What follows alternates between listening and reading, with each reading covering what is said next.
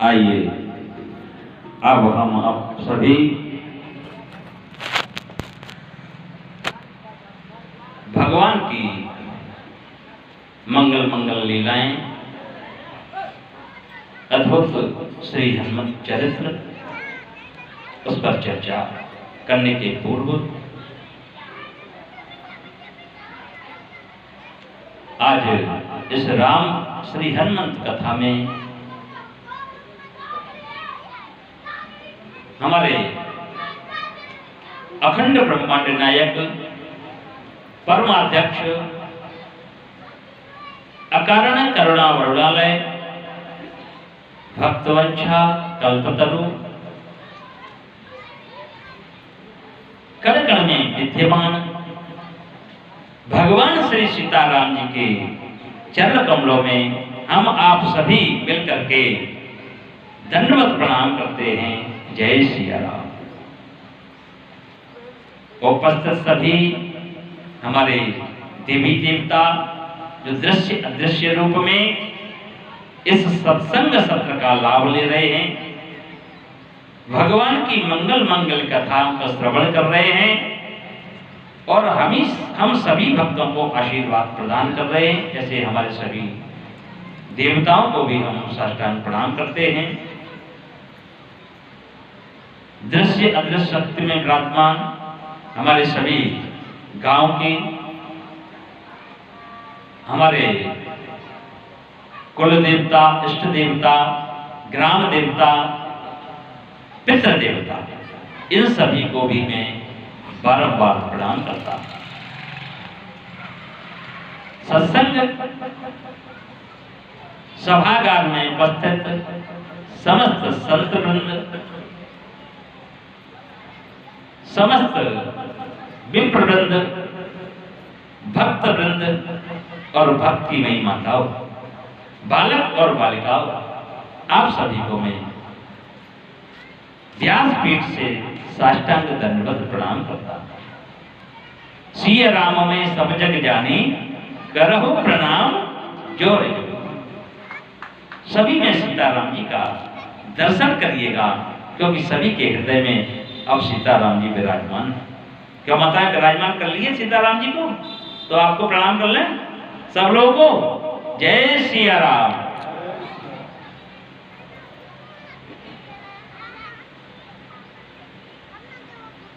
हमारा आज तृतीय दिवस का सत्र है और 2 दिन से हम और आप श्री हनुमत चरित्र, श्री हनुमान जी महाराज का चरित्र का चिंतन कर रहे हैं कि हमारे श्री हनुमान जी महाराज का चरित्र कैसा है। अनंत बलवंत श्री हनुमंत लाल जी का चरित्र इतना पुनीत है, इतना पवित्र है, इतना उत्तम है कि स्वयं भगवान श्री राघवेंद्र सरकार हमारे हनुमान जी का, हमारे श्री हनुमान जी महाराज का चरित्र श्रवण करके आनंदित होते हैं। स्वयं आनंद है, भगवान स्वयं आनंद हैं, फिर भी आनंदित होते हैं। महावीर बिनबो हनुमाना, राम जासु जस आप बखाना। ये चौपाई हमारे सत्र का मुख्य केंद्र बिंदु है। महावीर बिनबो हनुमाना, राम जासु जसु आप बखाना। स्वयं भगवान जिसकी प्रशंसा करते हों, ऐसे हमारे श्री अनंत बलवंत हनुमंत लाल जी के चरणों में भी साष्टांग प्रणिपात करते हुए और हमारे सभी पादक लोग, धर्म लोग उपस्थित हैं, तो एक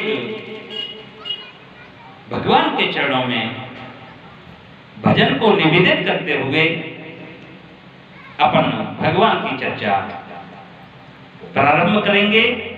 उससे पूर्व एक भजन हमने आपको निवेदन किया था कि कलयुग केवल नाम आधारा, सुमिर सुमिर नर उतरहि पारा। आप लोग हमको पूछ सकते हैं कि महाराज जी आप बताओ, नाम का स्मरण करते करते कौन तर गया है? किसने मुक्ति पाई है, किसने भगवान को पाया है? एक संत गाते हैं, उनका भाव हम आपको सुनाते हैं।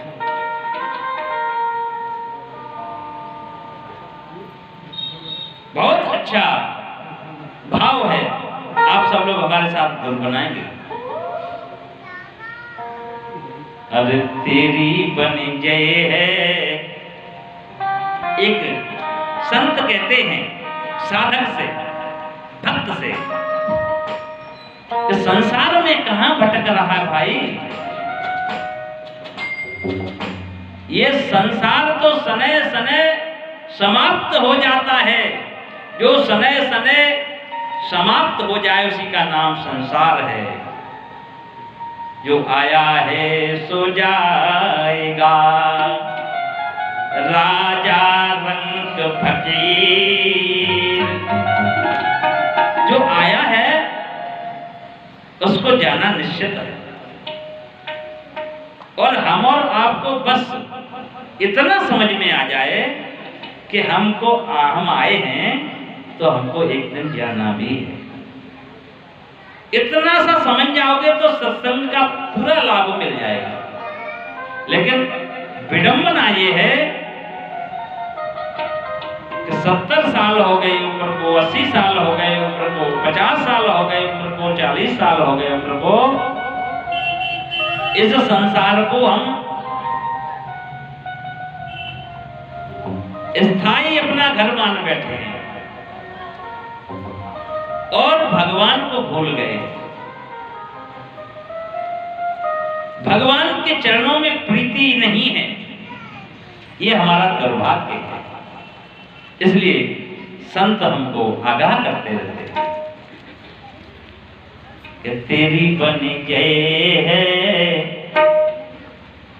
अरे तेरी बनी जय है, राम गुण गाएते हैं, तेरी बनी जय है।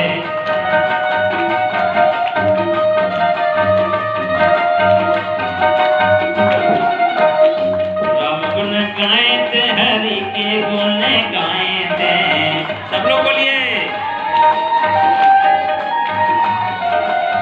राम गुण गाएते, हरि के गुण गाएते।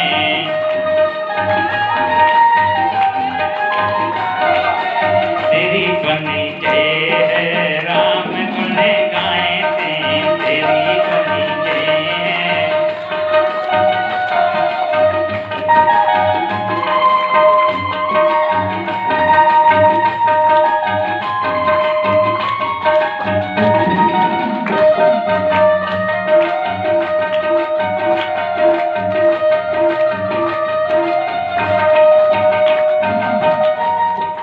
साधक पूछता है, हे प्रभु किस किस की बन गई है? राम जी के गुण गाए थे। संत कहते हैं, प्रभु की बन गई प्रहलाद ओ की बन गई। प्रभु जी की बन गई, प्रहलाद जी की बन गई। सब लोग ताली बजा के बड़े भाव से, प्रभु जी की बन गई, प्रहलाद जी की बन गई।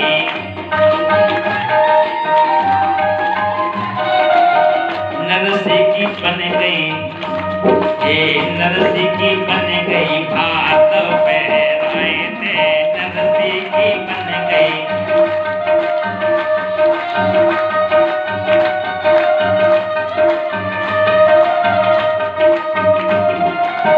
प्रभु की बन गई, प्रहलाद जो के बन गई।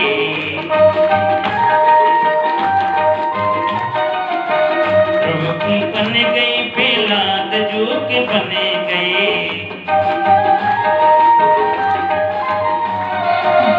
नरसिंह की बन गई, भात पहराए थे, नरसिंह तेरी बनी जय है हरि के गुण गाएते।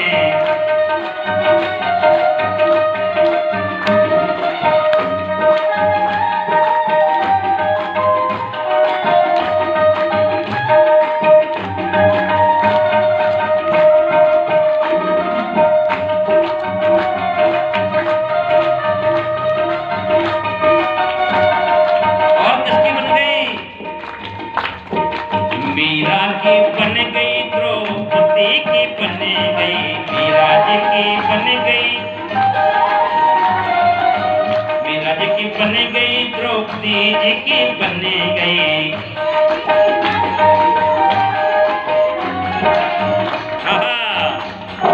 सबरी की बन गई, सबरी की बन गई, वेद के खिलाए थे, सबरी की बन गई, वेद के खिलाए थे।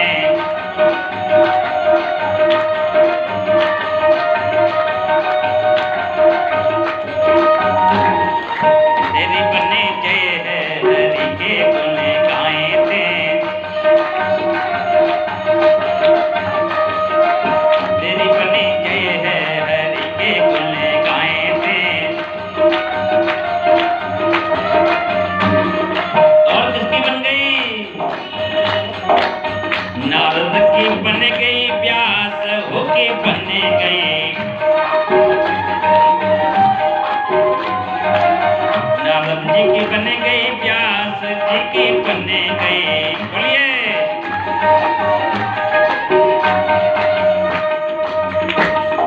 सुखदेव की बन गई, सुखदेव जी की बन गई, श्री भागवत गाए थे, सुखदेव जी की बन गई, श्री भागवत गाए थे।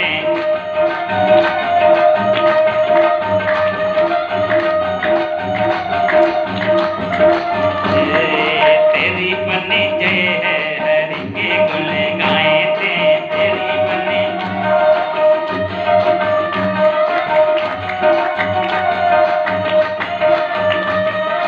और किसकी बन गई?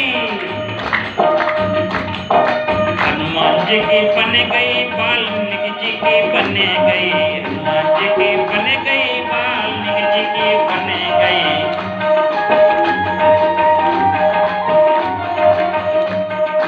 और बाबा तुलसी की बन गई, बाबा तुलसी की बन गई, रामायण गाए थे, तुलसी की बन गई, रामायण गाए थे।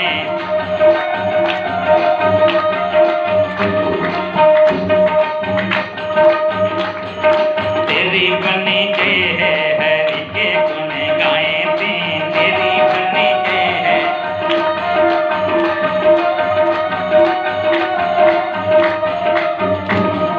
तेरी बनी जय है हरि के गुण गाए थे।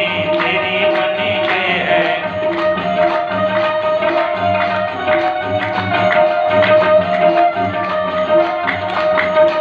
सूरदास की बन गई,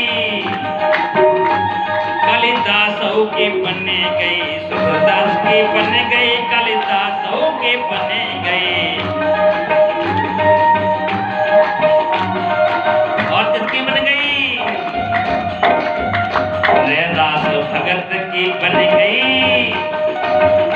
रैदास भगत की बन गई, हरि के गुण गाए थे। तेरी बने जय है हरि के गुण गाए थे।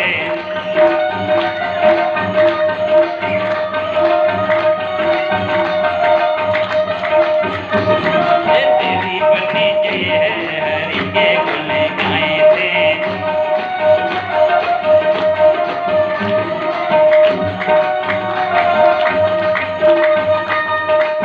बोले राजा रामचंद्र भगवान की। बताओ इतने लोगों की बन गई, तब मुखिया जी अब हमारी बनने में कोई शंका है? इतने हमने प्रमाण दिए हैं, तो अब हम आपकी सबकी बनने वाली है ना? इसलिए माताओ, जब हमारे इस मंदिर का पूरा निर्माण हो जाएगा, पूरा भव्य गर्भगृह में ठाकुर जी विराजमान हो जाएंगे, तब तो आप लोगों को नित्य यहाँ सत्संग करना है, रोज ढोलक बजा के शाम को संगीत करना ही करना है। और जब तक मंदिर नहीं बन रहा है, भगवान ठाकुर जी हमारे गर्भगृह में विराजमान नहीं हो रहे हैं, तब तक अपनी पत्नियों को ढकेल ढकेल कर मंदिर की तरफ भेजना है कि जाओ प्लस्तर करवाओ, जाओ महाराज जी के रहने की व्यवस्था करवाओ, हम रहेंगे, हमारे लिए कमरा होना चाहिए, किचन होना चाहिए, सारी सुविधाएं होना चाहिए। जब कोई भगवान जब विराजमान हो जाएंगे तो कोई संत महात्मा भी रहने लगेंगे। भाई भगवान ने सब व्यवस्था तो मंदिर की कर रखी है। 14 बीघा किसी भगवान के भक्त ने ये मंदिर से लगाया, 1 बीघा आधा बीघा कोई देता है क्या? लेकिन भगवान की प्रेरणा से उन्होंने जमीन दी है, जिन्होंने जमीन दी है तो उनके जमीन का आदर सम्मान करें। और ठाकुर जी को गर्भगृह में सुंदर ठाकुर जी की प्रतिमा आएगी, भगवान का विग्रह होगा और ठाकुर जी विराजमान होंगे। और हम चाहते हैं कि इसी साल हो, जिससे भव्य यहाँ हम यज्ञ करेंगे और फिर श्री राम कथा करेंगे 9 दिवसीय, और विधि विधान के साथ जैसे होती है। बनारस से ब्राह्मणों को बुलाएंगे, यज्ञाचार्यों को बुलाएंगे और विधि विधान से भगवान की कथा और विग्रह का प्राण प्रतिष्ठा महोत्सव हम लोग मनाएंगे। इसलिए आप अब तन मन धन से जुट जाइए। अब ये अपना गांव है ना, ये गांव श्रीधाम वृंदावन से कम नहीं रहेगा, ये मुझे विश्वास है। तो आप लोग इसमें हमारा सहयोग करेंगे? हाथ उठाओ, दोनों हाथ उठा के कहो, दोनों हाथ उठा के कहो कि हम तन मन धन से अपने भगवान के मंदिर में भगवान की प्राण प्रतिष्ठा के लिए, मंदिर के निर्माण के लिए पूरा सहयोग करेंगे और कराएंगे। करेंगे करेंगे नहीं, कराएंगे भी, ठीक। और हमारा पूरा साथ आप देंगे, क्योंकि आपने हमको श्रीधाम वृंदावन से बुलाया है और मंदिर की जिम्मेवारी भी, और हमको तो फुल जिम्मेवारी सौंपने वाले थे, तो हमका महाराज फुल जिम्मेवारी तो हम नहीं, पुजारी जी अपने हैं, पूजा वो ही करेंगे, नित्य जैसे कर रहे वैसे ही करेंगे। हाँ, पर हम जब कथाओं से हमको जैसा भी टाइम मिलेगा, हम आके 2 दिन 10 दिन महीना भर यहाँ सत्संग करते रहेंगे, आपको कथा प्रवचन सुनाते रहेंगे, और जो भगवान की प्रेरणा होगी यह अच्छा से अच्छा कराने का प्रयास करेंगे और लोगों को जोड़ेंगे। और ये हमारा मंदिर ठाकुरवाड़ी का एक प्रसिद्ध मंदिर होगा एक दिन, जहां हजारों भक्तों की भीड़ होगी और आसपास के गांव के लोग प्रति मंगलवार प्रति शनिवार यहाँ आएंगे और दर्शन करेंगे और प्रवचन का सत्संग का लाभ लेंगे। और आपके पूर्वज ये देख करके बड़े प्रसन्न होंगे कि देखो आज हमारे पुत्रों ने भगवान का क्या विग्रह है, क्या भगवान का विग्रह बिठाला, क्या भगवान की कृपा हो गई, चमत्कार हो गया। ये होना है मंदिर का, ठीक। चलिए अब हम और आप भगवान की कथा में प्रवेश करते हैं। कल हनुमान जी का चरित्र हम गा रहे थे, तो उसमें चर्चा हो रही थी कि जय हनुमान ज्ञान गुण सागर, जय कपीसत लोक उजागर। श्री हनुमान जी महाराज ज्ञान के भी सागर हैं और गुणों के भी सागर हैं, और तीनों लोगों में हनुमान जी का यश है। ये संकट के समय में गोस्वामी बाबा तुलसीदास जी हनुमान चालीसा की रचना कर रहे हैं, और कहां कर रहे हैं? जेल में कर रहे हैं। मुगल सम्राट अकबर ने जब जेल में गोस्वामी बाबा को कैद किया तो उस जेल में भी देखिए भजन कर रहे हैं, भगवान का चिंतन कर रहे हैं, रो नहीं रहे हैं।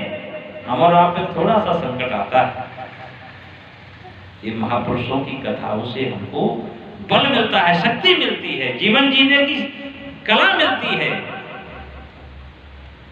हमारा आप पे थोड़ा सा संकट आया, थोड़ा सा संकट आए तो विचलित हो जाते हैं। और आजकल तो ऐसा हो गया कि महाराज ये तो डिप्रेशन में चले गए। क्यों? थोड़ा सा इनको कोई घाटा हो गया, कोई बात हो गई। जीवन है, इसमें सुख है तो दुख भी आएगा, दुख है तो सुख भी आएगा, लेकिन धैर्य से काम लेना है। गोस्वामी बाबा पे देखिए कितना बड़ा दुख है कि भजन कर रहे थे चित्रकूट में, और मुगल सम्राट ने, मुगल आक्रांता ने गोस्वामी बाबा को जेल में बंद कर दिया। लेकिन जेल में भी गोस्वामी बाबा ने बिल्कुल हार नहीं मानी, डर नहीं मानी, मुगल सम्राट की एक भी बात नहीं मानी। उन्होंने कहा था हमारे तो राजाधिराज राजा जो हैं वो भगवान श्री राम हैं, और कोई राजा हमारा नहीं है, और हम किसी के लिए रचना नहीं करेंगे, किसी के लिए नहीं गाएंगे, किसी के लिए कवितावली नहीं लिखेंगे, हम सिर्फ राम जी के लिए लिखेंगे। ऐसा दृढ़ संकल्प, ऐसा दृढ़ निश्चय, ऐसा दृढ़ विश्वास, ऐसी दृढ़ श्रद्धा अपने मन में विचार करो, क्या हमारे आपके अंदर है? नहीं है। एकाएक श्रद्धा विश्वास नहीं होता किसी पर। हम पहली बार आपके गांव में आए हैं, आपको हमको जानने में टाइम लगेगा, हमको आपको पहचानने में टाइम लगेगा। तो जब तक आप हमारे ऊपर पूर्ण विश्वास, पूर्ण श्रद्धा, पूर्ण निष्ठा नहीं रखेंगे, तब तक प्रेम हो ही नहीं सकता। ऊपर का प्रेम रहेगा, अंदर से प्रेम तभी होगा जब आप हमको जान लेंगे और हम आपको जान। गोस्वामी बाबा अंदर से भगवान से प्रेम करते हैं, अंदर से हनुमान जी से प्रेम करते हैं, क्योंकि गोस्वामी बाबा भगवान को जान चुके हैं, भगवान को मान चुके हैं, भगवान के दर्शन कर चुके हैं।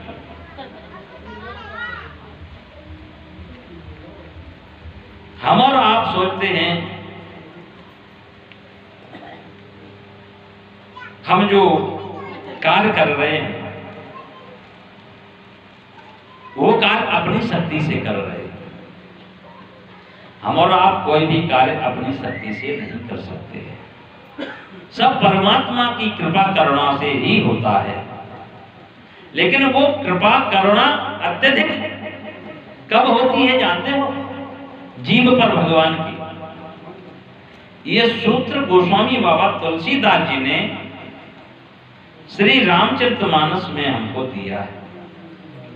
कृपा तो बराबर जीव पर भगवान, हर जीव पर, प्रत्येक जीवधारी पर भगवान की कृपा अनवरत बराबर सब रूप से बरस रही है, उसमें कोई भेदभाव किंचित मात्र भी नहीं। लेकिन जो विशेष प्रेमी होते हैं, जो भगवान के विशेष चरणानुरागी होते हैं, तो उन पर कभी कभी विशेष कृपा हो जाती है। ऐसे मानिएगा, उदाहरण से आपके 4 पुत्र हैं, 4 पुत्र पिता माता को सम प्यारे होते ही हैं, कैसे भी हो, पर प्रेम बराबर होता है। लेकिन उसके बाद भी किसी किसी पुत्र पर या किसी किसी पुत्री पर विशेष प्रेम होता है, अन्य पुत्रों के अपेक्षा एक विशेष प्रेम होता है। और वो विशेष प्रेम क्यों होता है? क्योंकि वो पुत्र, वो पुत्री, वो पिता माता के लिए कुछ विशेष सेवा कर रहे हैं, कुछ विशेष उनकी भक्ति है, उस भक्ति से वो विशेष प्रसन्न है। चाहे वो भक्ति किसी बालक में अत्यधिक धन है तो माता पिता प्रसन्न हो रहे हैं, या उनकी बात मान रहे, हर बात मान रहे हैं।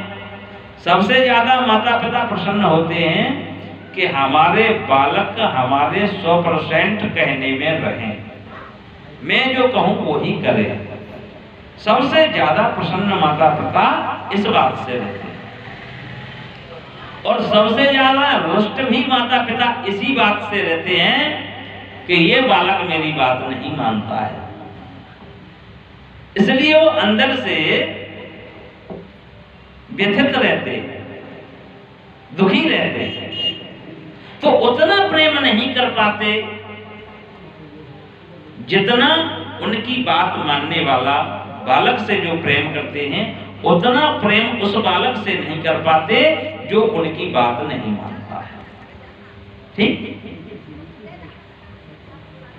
और जब हमारे ठाकुर जी कृपा करुणा करते जीव पर, 84 लाख योनियां हैं, उस 84 लाख योनियों में ध्यान से सुनिएगा। देखिए ये सत्संग है, एक भी बात निकल गई ना तो जीवन में आपको फिर दोबारा मिलने वाली नहीं। और हमको खुद को भी ज्ञान नहीं रहता कि हम व्यासपीठ से, क्योंकि मेरी कोई औकात नहीं है कि मैं भगवान की कथा गा लूं या भगवान की चर्चा कर लूं। व्यासपीठ की ये महिमा है और हनुमान जी महाराज की ये कृपा है। सरस्वती मैया कंठ में आकर विराजमान हो जाती हैं जो भगवान की कथा गाता है, और हनुमान जी महाराज पूरा बल हस्त कर देते हैं, पूरा अपना हाथ रख देते हैं कृपा का। वक्ता क्या बोलेगा? हनुमान जी महाराज स्वयं वक्ता होते हैं और स्वयं ही श्रोता होते हैं। इसलिए ध्यान रखिएगा, ये कथा मेरी कहने की कोई औकात नहीं है। कथा श्री हनुमान जी महाराज ही कह रहे हैं और हनुमान जी महाराज ही सुन रहे हैं, और हनुमान जी महाराज की ही ये कथा है ना। तो इसलिए एक भी शब्द छूट गया तो ये भगवान की वाणी आपको जीवन में कभी प्राप्त नहीं हो। तो हमारा कहने का हम क्या चर्चा ये कह रहे थे कि कबहू की करे, भगवान जब करुणा करते हैं, कृपा करते हैं, तो गोस्वामी बाबा लिखते हैं कि कबहू की करे, 84 लाख योनियां हैं, सब जीव पर बराबर कृपा है, लेकिन कबहू विशेष जब कृपा हो जाती है, विशेष भगवान किसी जीव पर प्रसन्न हो जाते हैं, तो क्या करते हैं कि कबहू की करे करुणा नर देहि, देतई सबिनु है तो सनई, कबहू की करे करुणा नर देहि।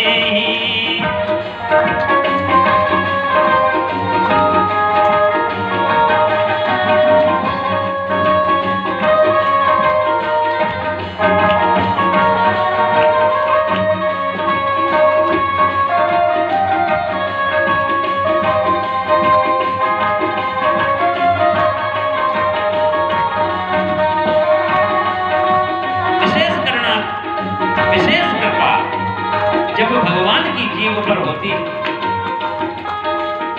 तब भगवान 84 लाख जो योनियां हैं उनमें सबसे उत्तम योनि बताई गई है मानव की, जो हम और आप सबको प्राप्त हो गई है। अब हम आप फिर भी रोते हैं, क्या रोते हैं? अरे भगवान ने हमको धन नहीं दिया, भगवान ने हमको पुत्र नहीं दिया, भगवान ने हमको पद नहीं दिया, भगवान ने हमको ये नहीं दिया, भगवान ने हमको वो नहीं दिया। अरे भगवान ने आपको वो दे दिया जिससे आप सीधे भगवान के धाम में पहुंच सकते हैं, जिससे आप सीधे भगवान से जुड़ सकते हैं। फिर भी रो रहे हैं, क्यों रो रहे हैं जानते? क्योंकि हम अज्ञानता रूपी अंधकार में जी रहे हैं। जैसे हमने भवन बड़ा सुंदर बनवा लिया और उस भवन में प्रकाश ही नहीं है, लाइट ही नहीं है, सूर्य की किरण नहीं जा रही, रोशनी नहीं जा रही। अब अंधेरे में आप क्या भवन का सुख लेंगे, क्या आनंद लेंगे और क्या आपको दिखेगा? कुछ दिखेगा? भवन तो बहुत बड़ा है लेकिन अंधेरा कर दो। ऐसे ही ये हमारा भवन है। क्या है? ये शरीर भी एक भवन है और इस भवन में देखिए अंधेरा है। जब हम मकान बनवाते हैं तो मकान में पहले से लाइट फिटिंग नहीं होती।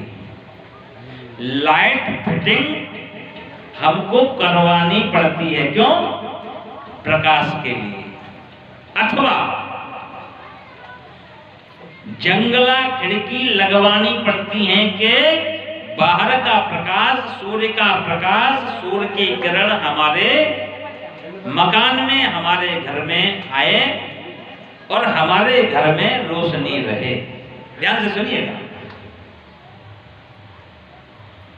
और जिस घर में खिड़की नहीं होती, रोशनदान नहीं होता, दरवाजा नहीं होगा, तो उस घर में अंधकार रहेगा।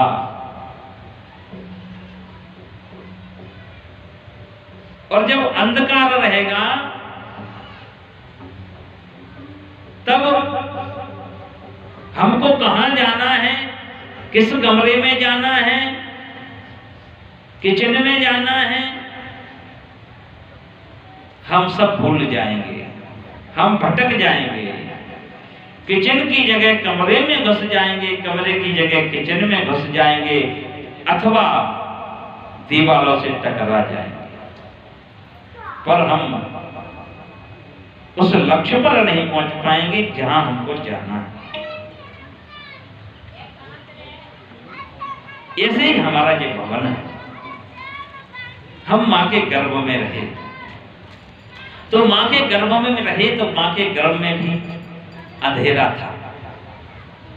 मां ने जो पाया वही हमने पाया। उस समय हम स्वतंत्र नहीं थे। जो मां पाती है वही बालक पाता है। पर भगवान की कृपा और करुणा जीव पर रहती है, बालक पर रहती है। सिस्टम भगवान का ऐसा है। कोई वैज्ञानिक, आप लोग कहते हैं वैज्ञानिक युग है, हम तो विज्ञान को मानते हैं, हम भगवान को नहीं मानते, हम नास्तिक हैं, हम फलान हैं, हम। अरे हमारा सनातन धर्म, मैं कह रहा हूं पूर्णतः विज्ञान है। हमारे सनातन धर्म की एक एक पद्धति वैज्ञानिक है। उससे हमारे सनातन धर्म की हर पद्धति से दैहिक ताप नष्ट होता है, दैविक ताप नष्ट होता है और भौतिक ताप नष्ट होता है। तीनों प्रकार के ताप नष्ट होते हैं। बताओ इतनी वैज्ञानिक पद्धति कौन सी है? लेकिन हम आप जानते ही नहीं। हम आप जानते नहीं हैं क्योंकि हमारे अंदर प्रकाश, ज्ञान का प्रकाश नहीं है। हम कभी बुद्ध पुरुष की शरण में नहीं बैठे, हमने कभी सत्संग नहीं किया, हमने कभी श्रीमद् भागवत की कथा नहीं सुनी, हमने कभी श्री रामचरितमानस की कथा नहीं सुनी। और हम अपने आप को सनातनी हिंदू कहते हैं। अरे के लिए पहले भगवान को जानना पड़ेगा भाई। अपने धर्म के लिए अपने धर्म में प्रवेश कर रहे हैं, सनातन धर्म में की आप पद्धति में जा रहे हैं, कोई आपसे बहस करता है, कोई आपसे पूछता है, आप चुप रह जाते हैं। तो अपने धर्म के विषय में जानना पड़ता है। और बताएगा कौन? वही तो मास्टर जी बताएंगे। ये मास्टर जी बैठे हैं, ये बालकों को बताएंगे ना कि गणित कैसे करना है, विज्ञान कैसे पढ़ना है, सामाजिक विज्ञान कैसे पढ़ना है, संस्कृत कैसे पढ़ना है, हिंदी कैसे पढ़ना, क्योंकि इन्होंने पढ़ा है पहले, इन्होंने अध्ययन किया, तब तो मास्टर बने हैं। तो जो हमारे संत हैं, जो हमारे विद्वान हैं, जो वक्ता हैं, उन्होंने शास्त्रों का अध्ययन किया है महाराज। शास्त्रों का अध्ययन करके वो व्यासपीठ पर विराजमान होकर आपसे चर्चा करते हैं।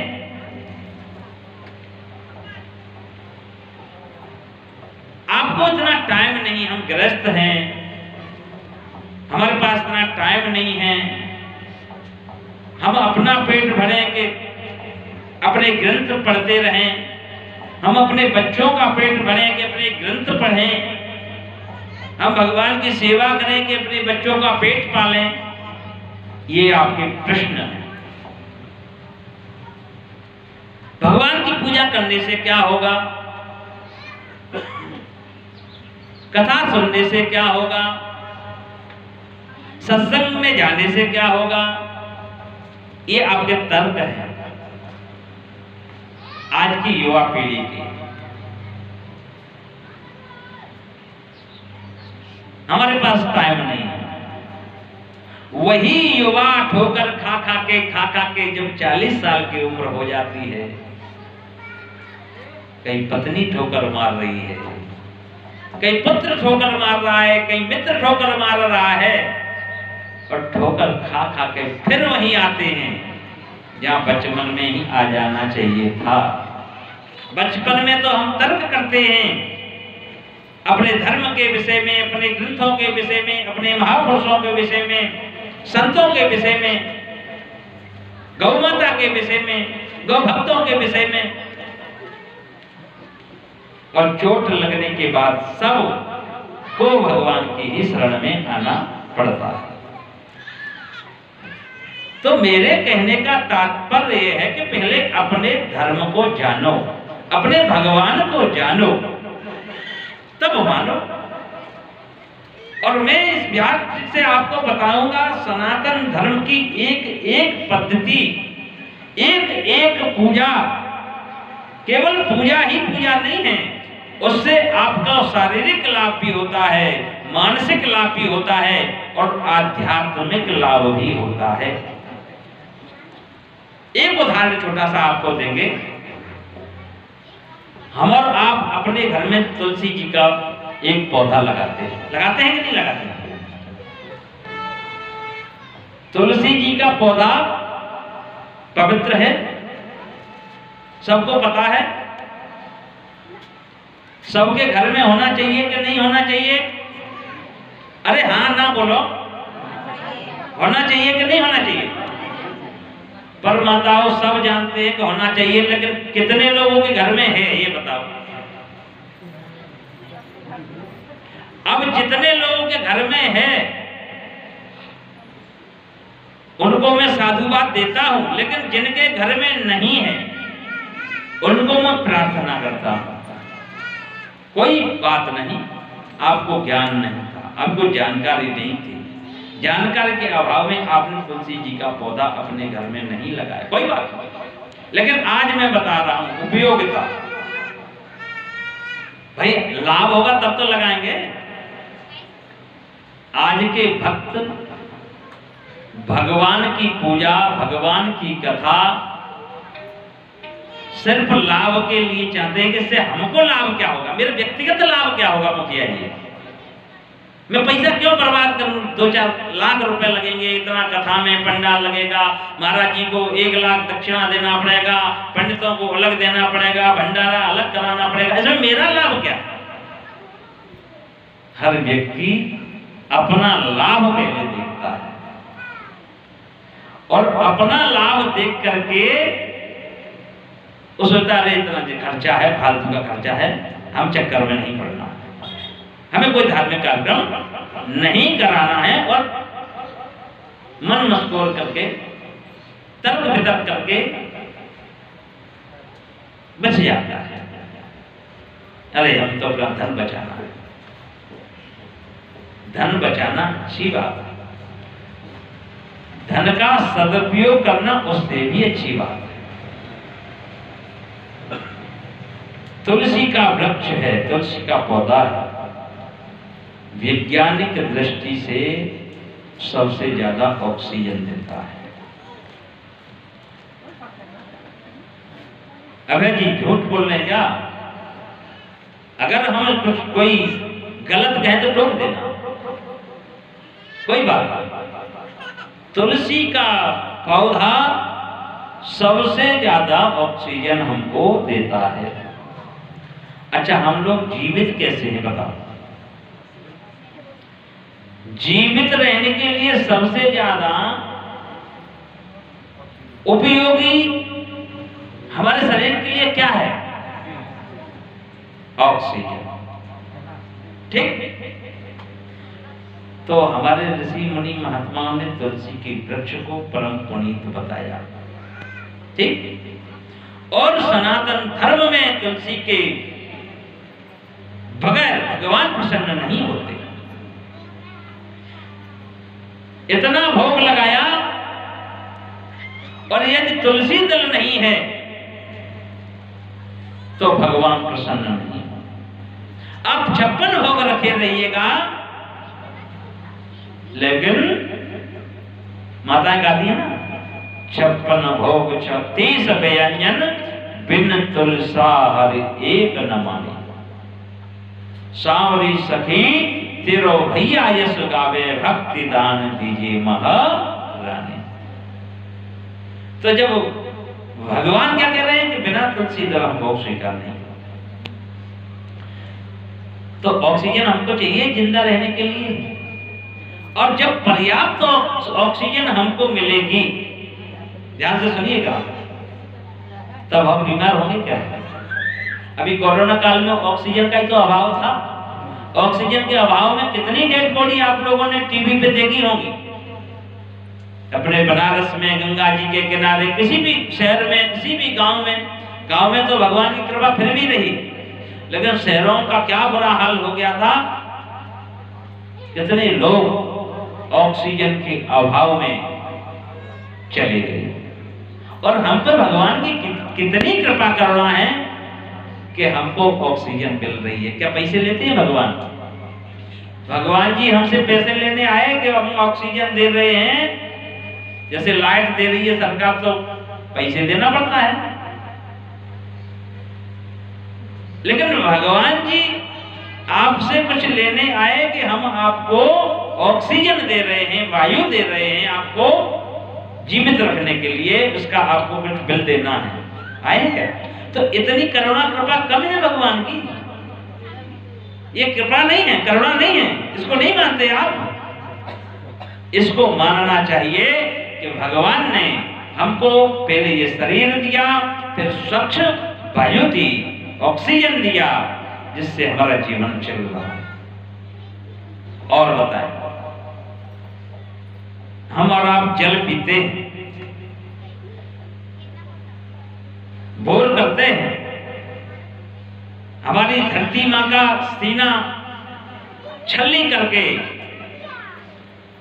और हम जल निकालते हैं, तो धरती माँ हमारी कितनी पीड़ा सहती है।